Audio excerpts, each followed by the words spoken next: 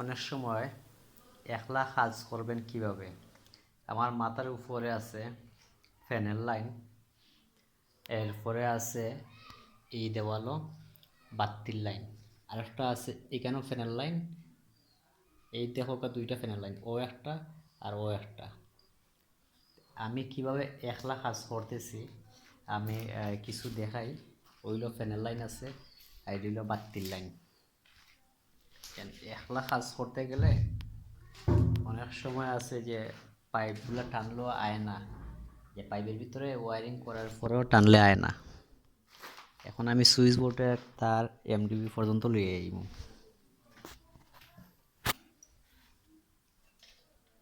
এই যে যেই তার আছে ও তারও টান দিলে পরে আইব।